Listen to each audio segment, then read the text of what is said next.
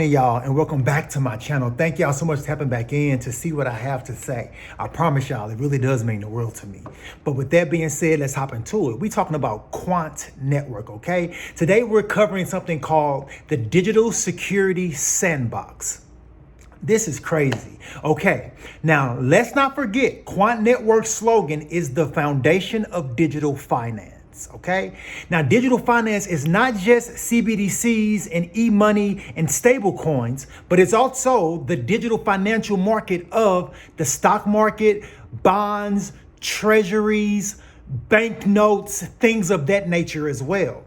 Okay, so now we have a digital sandbox in the UK starting the process of tokenizing these physical securities, treasuries, whatever the case may be, gilts. There's something else that they call a gilt in the UK as well. We'll go over that a little bit later on in the video. But to know that Quant Network is right there, yes, providing what? Infrastructure, yet again. Follow me on this, okay, you guys? But this first video, we're gonna dive into the Digital Securities Sandbox. Now, this is coming from one of the representatives from, I want to say, the bank. She's the Deputy Secretary of Security. Follow me on this. You'll see her title in a second. Follow me on this. I'm going somewhere. When leaders of organizations, when leaders of countries say things, people, we need to start listening, and truly comprehend what they are telling us, because it could be literally a key piece of your future. Okay, follow me on this. But this very first video, I'll be right back. The way in which financial securities like shares and bonds are being recorded and traded is changing. Many financial market firms are investing in technology like blockchains and programmable ledgers that might, over time, better support those financial markets. Given these changes, the Bank of England and the Financial Conduct Authority have launched the Digital Securities Sandbox, or DSS, an exciting new joint initiative to support the application of new technologies to promote innovation in financial markets. The DSS will provide a regulated live environment for innovators in this area to create and trade these digital securities so that opportunities created by this innovation can be maximized in a way that keeps our financial system safe. We'll apply flexible and proportionate regulations created specifically to facilitate this activity.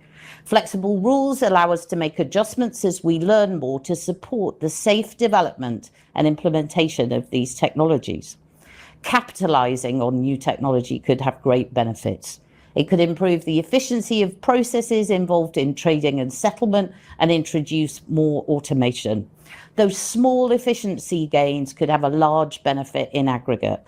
And by making financial activities faster, cheaper, and more straightforward, these changes could help market participants like pension funds or companies that use capital markets to finance investment.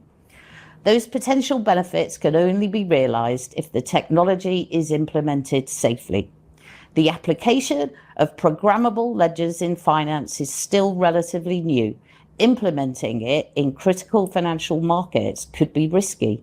This is why the DSS will have several stages with limits that change as firms meet higher standards of resilience. Developing regulation in a sandbox is a first for the bank.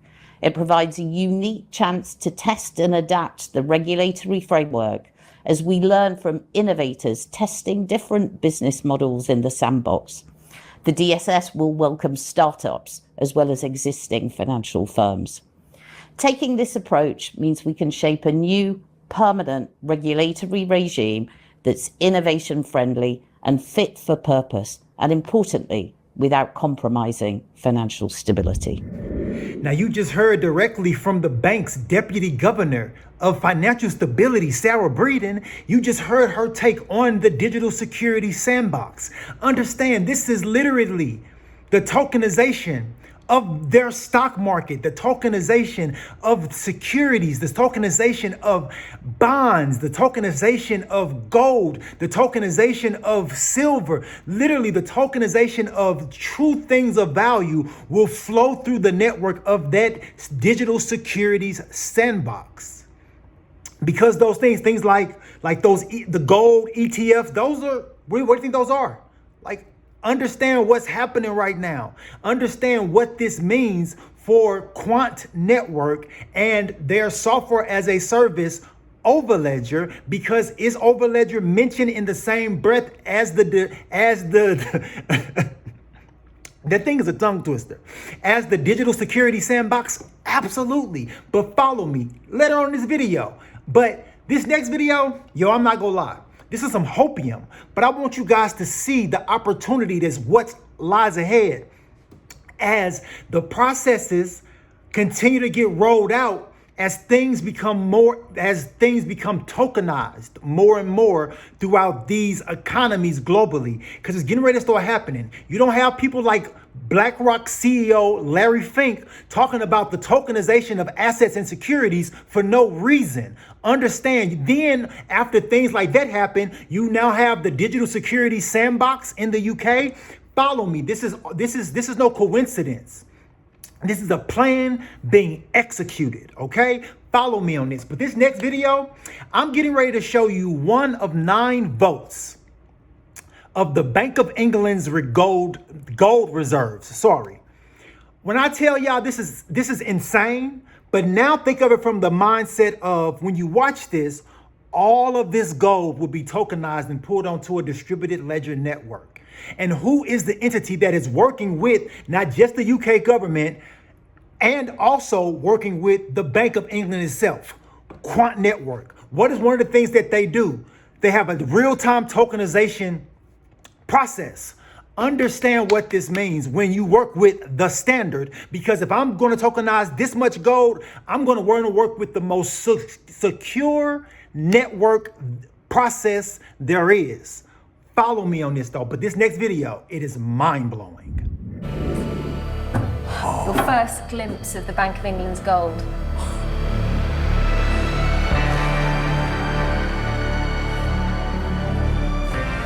That is a lot of gold.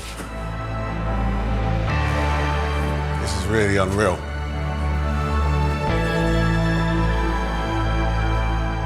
What do you think? That takes your breath away. Okay, Sarah, I mean, how much gold is here? This is one of 9 gold vaults that we have here at the bank. There's about 400,000 gold bars stored here, and collectively they're worth about £250 billion, something like that. What? I know, it's a lot, isn't it? So, I've got to ask the question, like, why do we have this here? Like, how did it turn into, okay, the bank needs to hold this much gold? What was the process? Like, take me back. So obviously gold's been used for quite a number of years as a form of money. First of all, gold coins themselves. But the problem with gold coins is they're actually quite heavy to carry around. Can't flip it, no. Exactly. So what people started to do was they would take their gold coins to a goldsmith, and the goldsmith would issue them with an IOU. Okay. And over time, people realised that actually using those IOUs to pay for goods and services was actually easier than actually going and getting the gold and lugging it around. Okay. And those IOUs eventually developed into what we now know as banknotes. That's fascinating, isn't it? See this? Just there? That's Sarah's signature, with the words, "I promise to pay the bearer on demand the sum of £20. It's just an IOU. But these days, the Bank of England plays an even bigger role. Holding gold for the world. So why do countries want to store their gold here? Countries have what are called reserves, so basically savings that they can draw on when they need to, because gold holds its value very well in a time of crisis. Right. And it's really easy to buy and sell here in London, and that supports financial stability. See, I told y'all, that is a lot of gold. And to know that they have 8 other vaults with just as much gold inside of it, that is crazy. And to know that all of those things will be tokenized. And you might say, how so? You heard what she said. Think about it. The reason why they started using banknotes was because the physical gold was too heavy to do transactions with. But now, what is the new modern transaction? Having banknotes is not their transaction, it's the tokenization so that it can be sent via a distributed ledger technology smart contract in a second with 0.0% of a fee anywhere in the world. Follow what I'm telling you, what I am telling you about Quant Network and its software as a service overledger. And if you are finding value in what I'm telling y'all, please y'all, click that like button, hit that subscribe button, and follow me on this journey of Quant, because I'm nowhere near done with everything this company is doing globally. I promise you I'm not. Follow me on this. But we're getting ready to hop into another video. This video is just diving deeper into the Digital Securities Sandbox. And there's going to be an article from, I want to say, Ledger Insights. And guess what? Do they mention Quant specifically? Yes. Do they mention Gilbert Breeden, the CEO, specifically? Yes. Follow me on this, y'all. Quant Network is doing something incredible globally that nobody is paying attention to. And for the ones that are paying attention, that's all I can say is God bless you. But here we go, that next video. UK opens applications for Digital Securities Sandbox. Again, back to the whole thing about the DSS. But when we get further into this, check this out, because it says the bank emphasized that the rules in DSS are flexible, allowing the regulators to make adjustments as they learn more. Financial instruments considered in scope include equities, corporate and government bonds, money market instruments such as commercial paper and certificate of deposits, fund units and emissions allowances. Derivatives and cryptocurrencies are excluded. Now that part, it's like, well, I thought they were included. Well, back to the whole thing of, for example, Quant not technically labeling themselves as a cryptocurrency. It is what it is, but as you also see right here, the DSS lays the foundation for market participants to realize these benefits. Again, never forget some of the participants, because if anything, you have to have a safe, regulated environment, and importantly, it needs to put the UK in a strong leadership position when it comes to tokenization. And here is your moment, because guess what it says? Quant CEO Gilbert Breeden, with the EU having already launched its DOT pilot regime, it is vital that the UK does not fall behind in this new era of digital finance. Back to the call to action. That's where it's always been, and again, where it always will be. But to see this solidified in a reference to the one and only Gilbert Breeden, I think speaks volumes about all this. Now, another thing that was mentioned was this other thing in regards to gilts. Some of you guys don't know what gilts are. I thought I'd just give you a little brief definition. Gilts, also known as gilt-edged securities, are government bonds issued by the UK government. The origin comes from gilded edges of the certificates that were historically issued by the Bank of England. But the point is, gilts are indeed UK government bonds, and they're issued to help finance like public spending. And the world is waking up to the power of tokenization. From currencies to carbon credits, real estate to shareholdings, any asset can now be represented digitally by a token. Central and commercial banks, asset managers and companies of all sizes are embracing the benefits of these digital assets and improving liquidity, cost efficiency and transparency as a result. But until now, creating secure tokens and managing them required a high level of investment and specialist knowledge unique to each blockchain, and any mistake could expose your assets to risk. Now, with overledger platform from Quant, you can create and deploy enterprise-grade secure smart tokens for any use case on any chain. All of this with zero coding, and your tokens will always be blockchain agnostic and behave as you determine. And there's no compromise on security or functionality. Overledger embeds trust and adaptability into the tokenization process of our function-rich smart contracts, so you can leverage the power of tokenization with confidence and create the future. Overledger Platform, the enterprise standard for building on blockchain.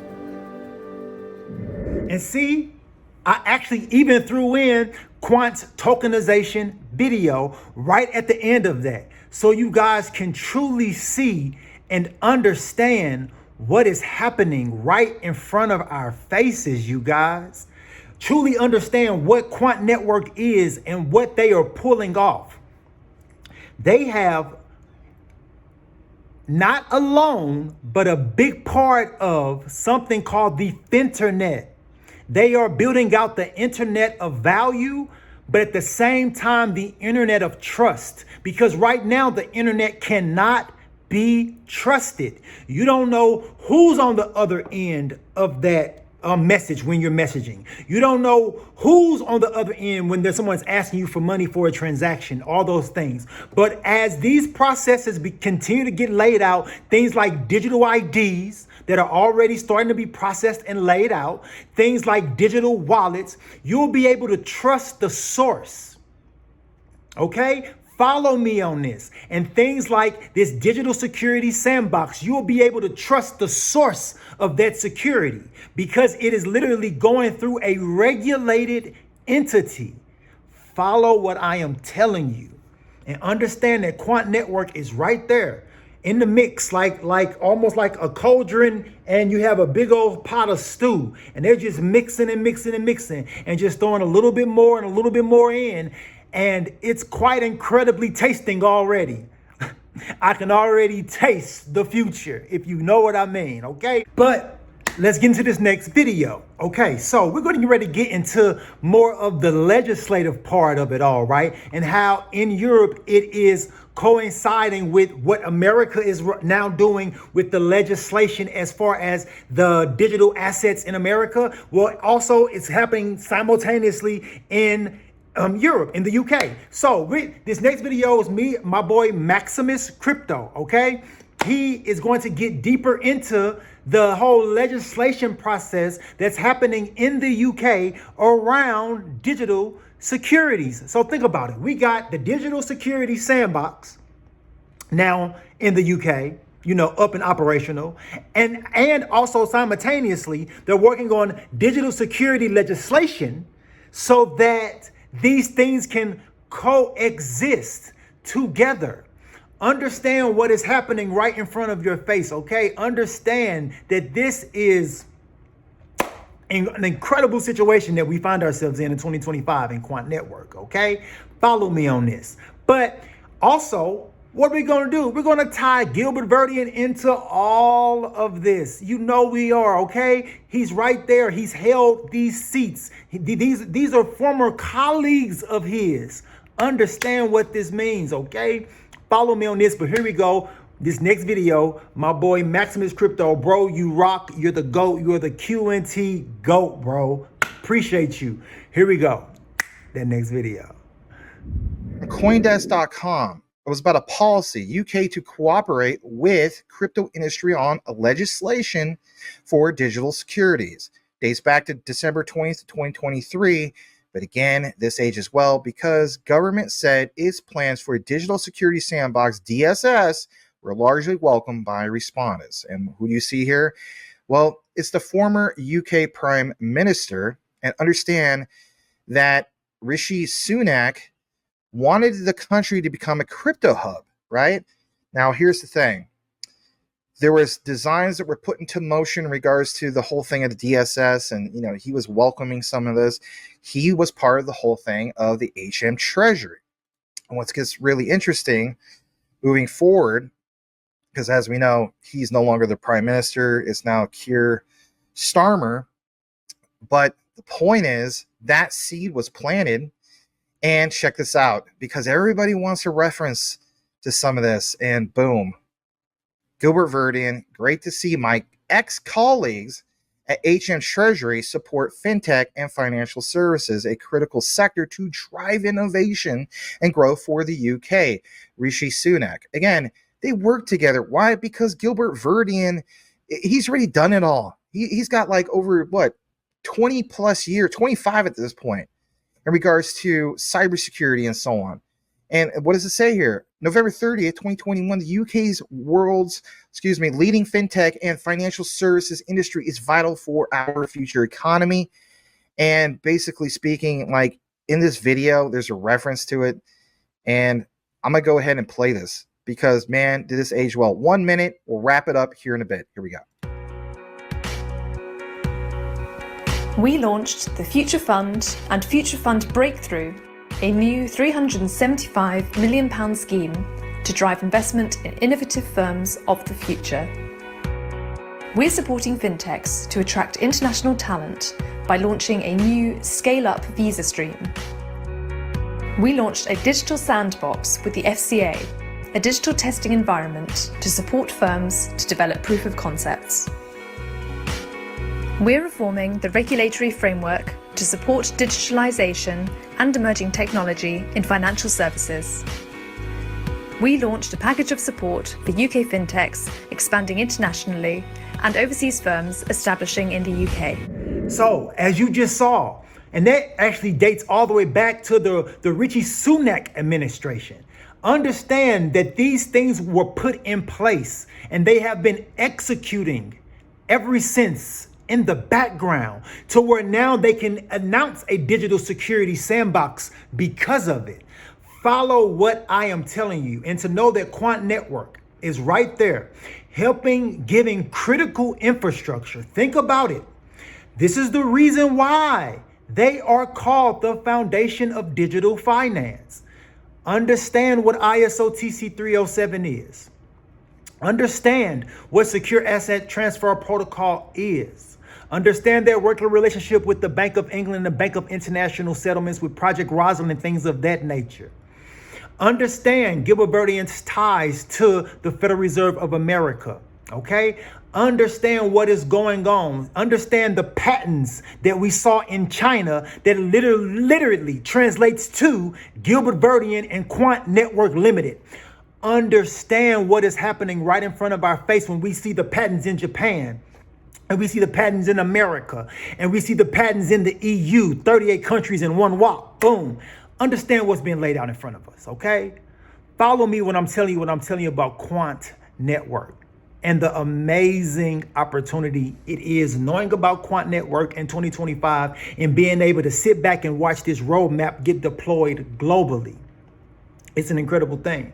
But I won't hold y'all too much after this. I appreciate y'all for tapping in. I appreciate y'all for tuning in. And if you made it all the way through the end of this rant, type in the word digital. And that way I know you made it all the way through to the end. And to the next time, y'all already know. Peace out.